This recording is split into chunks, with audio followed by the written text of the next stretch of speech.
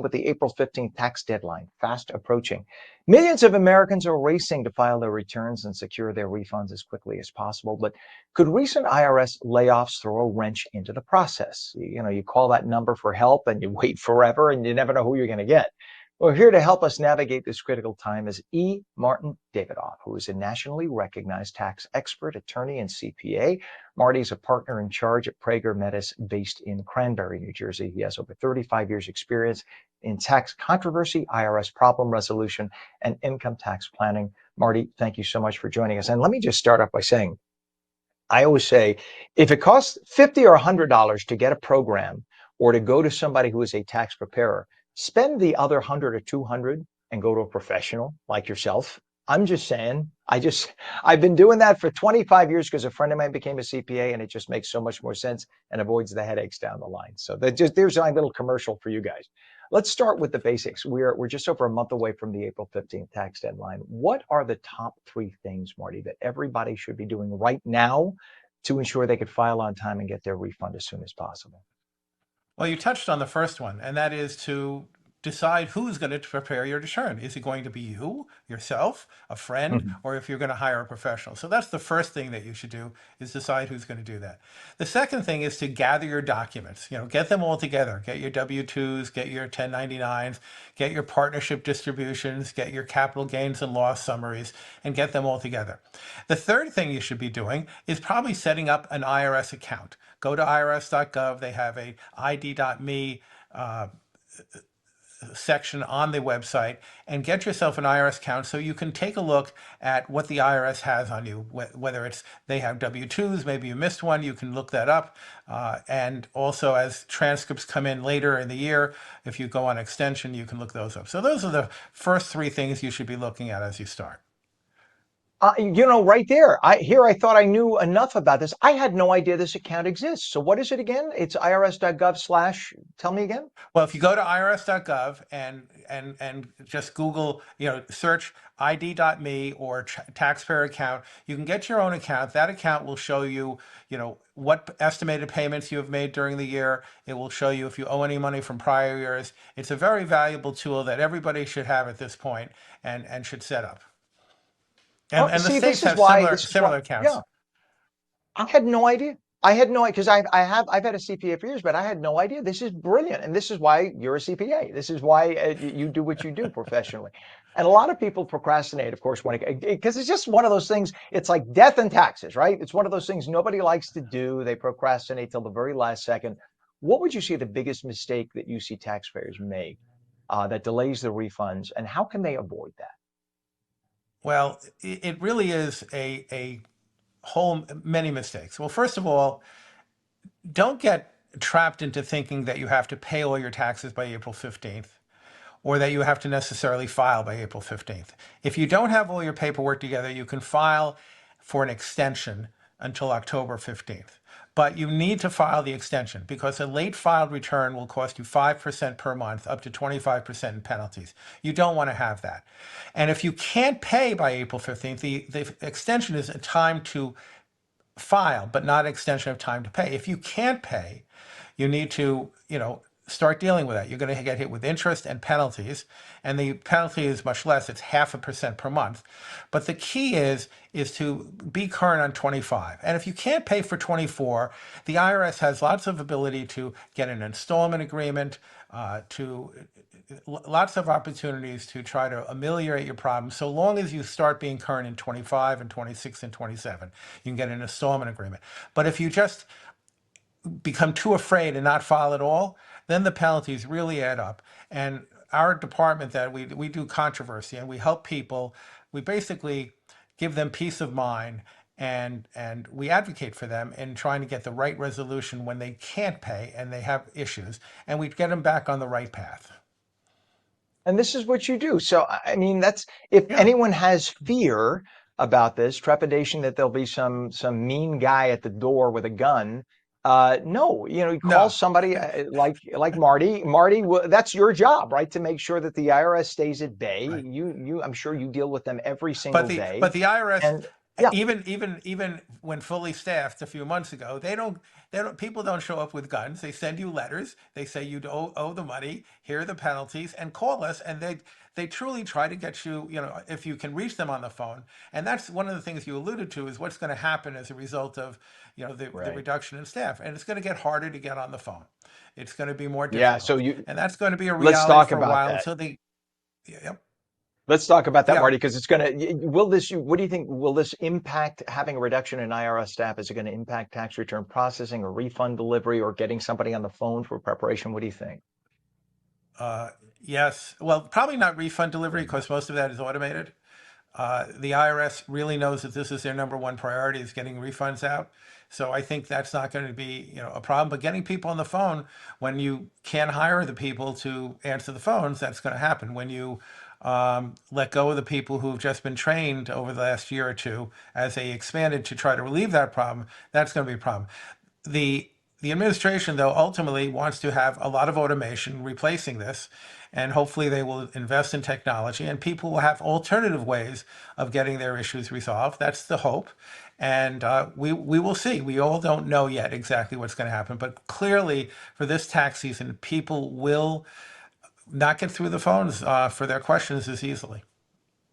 Yeah, I mean, it has to, right? That's got to be the case. If you're gonna, I love when they say, "Oh, you won't be impacted." Of course, it's going to be impacted. You just laid off 5,000 people. How's it not? How's there not going to be a ripple effect? Right. And Uh, Marty, I remember my CPA telling me that he said, file as quickly as you can when you get all your paperwork together. Don't delay. Don't just keep putting it off. Oh, I'll go next week. I'll go the week after. I'll go 2 weeks from now. Because number one, people do steal social security numbers and file in your place, right? But if you file first, that kind of cuts them off of the pass and prevents that from happening, right? Well, that's true. And the other thing is you can get a PIN, a personal identification number from the IRS that you can put on your return. And once you have that PIN, people would have to have the PIN in addition to your social security number, your other information in order to do that. So one of the things, if you're concerned about security, do that. But there is also a counter argument to say, listen, let's not file early. I'm waiting for a K-1 on a partnership or an S corporation. I'm waiting for information. I want to get inaccurate information. I don't want to rush and make a mistake. If you have a relatively simple return, your accountant's advice is correct. I have a W-2, I have interest and dividends, some investments, and I'll do those early. But if you have things that are more complicated, you don't want to rush to get it to and have a mistake. But you do want, if you are ready now and you can get it prepared, that'd be great.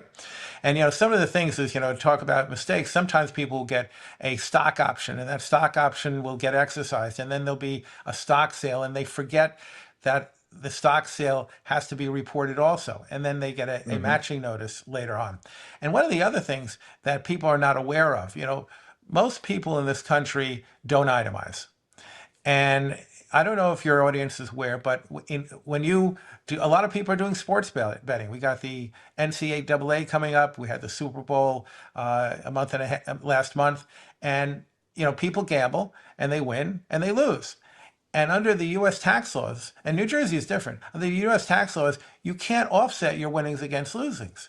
You have to report your winnings above the line on your tax return, and only if you itemize can you report the losses. So if I go down to Atlantic City every Saturday and win $100, and every Sunday I lose $100, I made Hmm. $5,200 on Saturdays, and I have to report that on my page one of my tax return. The 5,200 of losses I can only take if I itemize my deductions. Almost 90% of the people don't itemize. So you have this Right. interesting thing in the law that I'm trying to change, whereby people may make zero money on gambling, but have to report 5,200 in my example, and pay And you know taxes what? when they made nothing. You just explained that. I'm sorry to step on you. Better than anyone else ever explained it in pure English. Thank you for making that so clear. Because when you talk about You're losses and welcome. gains and blah, blah, blah, I think that everybody just hears blah, blah, blah. They hear the Snoopy teacher, and they don't or the Peanuts teacher, and they don't think about what you're talking about. Thank you for being so clear about that. If somebody gets that dreaded letter in the mail about an audit or a dispute, what is the first step they should do to resolve it efficiently and so they don't have to be stressed out about it? All right. They should go to a specialist who deals with tax controversy. And let me give you an example. Most CPAs are great at being your family CPA, much like your doctor is great at being your family physician. But you won't ask your doctor to do heart surgery. Dealing with the IRS is a specialty. I'm like the cardiologist of tax controversy. I'm the specialist, and my team of 20 people at Prager Metis, we're the specialists. And therein lies the thing. Ask your CPA who's a specialist in this who can help us, and don't expect your CPA to do it for free. All right. A lot of people say, "Hey, it must be your fault. Go do it for free."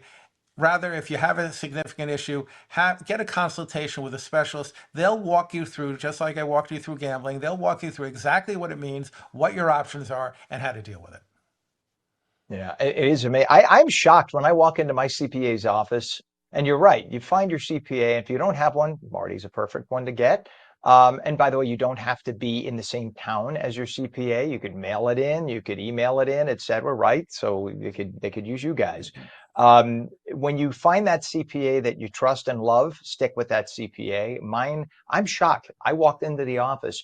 They know I haven't seen him in a year, and yet he knows everything about. He remembers every name, family member. How's this one? How's that Like your one? family Yet they doctor. have hundreds of people, and they have hundreds of people they deal with. I just don't know how he keeps track in his mind. And yet I know he has 500 clients to process. Yet he says, "Sit down, have a cup of coffee," and he talks. I don't know how you guys do it. Finally, listen. Looking ahead, Marty, what is a piece of advice that you give taxpayers now so that next year's filing season will go like a piece of cake and there won't be any challenges in spite of potential changes with the IRS on the horizon? Well, a couple of things. If you have a business, keep good records. Talk to your CPA or get a good bookkeeper to keep good records because that's a big mistake, especially with the gig economy here. People are earning money and they're not keeping track of their expenses properly. They're estimating. That's one thing. And the other thing is if you are going to earn additional money this year, maybe that you haven't earned in the past, again, set up estimated payments or increase your withholding. Make sure that you're putting aside enough money to cover it so you don't have penalties at the end of the year. All right, Marty E. Martin Davidoff, a nationally recognized tax expert, attorney, and CPA, partner in charge at Prager Metis, based in Cranbury, New Jersey. What's your website, Marty?